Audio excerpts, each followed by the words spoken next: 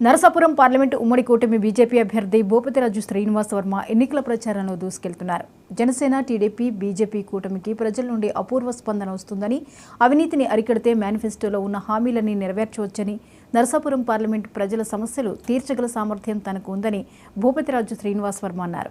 ఈ నెల 11వ తేదీన బీజేపీ అగ్రనాయకుడు అమిత్ షా భీమవరం విచ్చేసి రోడ్ షో, ర్యాలీల్లో పాల్గొంటారని భూపతిరాజు తెలిపారు. రాష్ట్రంలోనూ దేశంలోనూ కూటమి అభ్యర్థులు అఖండ విజయం సాధిస్తారని చెప్పారు.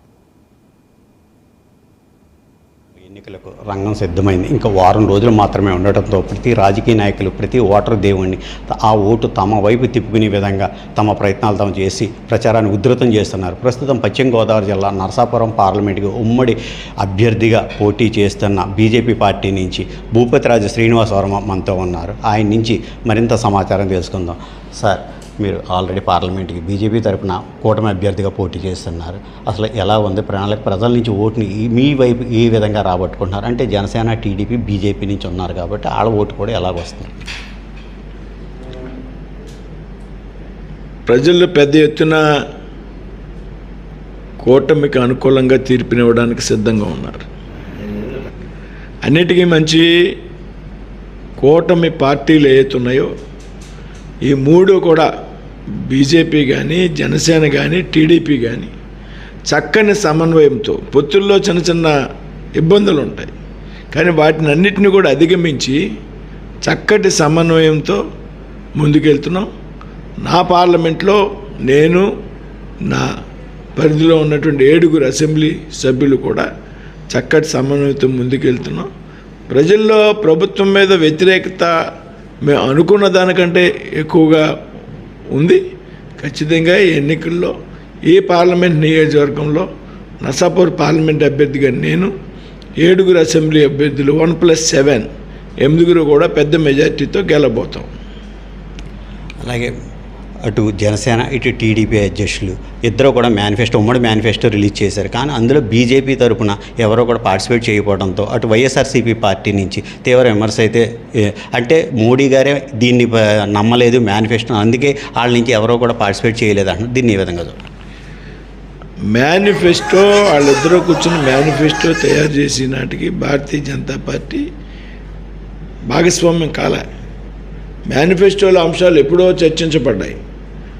తెలుగుదేశం, జనసేన కలిపి వర్కౌట్ చేసింది కాబట్టి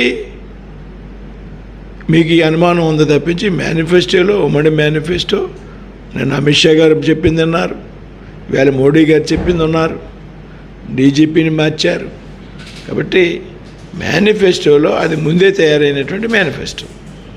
అలాగే ఈరోజు మీరు మోడీ గారి సభలో కూడా పార్టిసిపేట్ చేశారు. అక్కడ స్పందన ఎలా ఉందో, అలాగే మోడీ గారికి మీరు ధనువిద్య కింద అది బాణం అది ఇవ్వటం, ఎక్కువ పెట్టడం కూడా మీరు చేశారు. మీ ఫీలింగ్స్ ఎలా? ఫీలింగ్స్ అంటే మోడీ గారి సభ అద్భుతంగా జరిగింది. జనం ఎంతమంది ఉంటారనేది వర్ణనాతీతం. రాజమండ్రి అంతా స్తంభించిపోయింది. అనుభూతి అంటే మోడీ గారి సభకి నేను చాలాసార్లు ఆయనతో పాటు వేదిక పంచుకున్నాను. 2014లో ఆయన సభకి సాక్షాత్తు నేను అధ్యక్షత వహించాను. ఇప్పుడు అభ్యర్థిగా, అప్పుడు జిల్లా అధ్యక్షుడిగా ఉన్నాను, ఈనాడు అభ్యర్థిగా ఆయనతో వేదిక పంచుకున్నాను. ఆయనకి విల్లు బహుకరించడం జరిగింది. అది పట్టుకెళ్ళారు, ఆయన కూడా ప్యాక్ చేయించుకుని కూడా పట్టుకెళ్ళారు. ఇంకో విషయం ఏంటంటే ఇవాళ ఆయన నన్ను పిలిచారు. నాకు ఆయనకి మధ్యలో కుర్చీ అడ్డుంటే పిలిస్తే వెళ్ళి పక్కన కూర్చుంటే నేను నెగ్గుతున్నాను సార్ అన్నాను.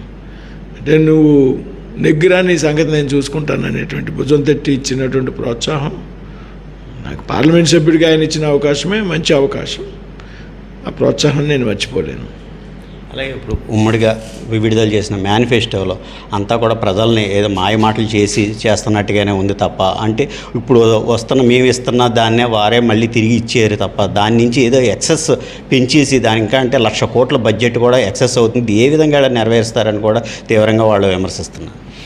ఏ విధంగా నెరవేరుతూ అంటే వేళ సంక్షేమ పథకాలు అనేది ఖచ్చితంగా అమలు చేయాల్సిందే అండి, తీసుకొచ్చేటువంటి ప్రయత్నం చేస్తారు.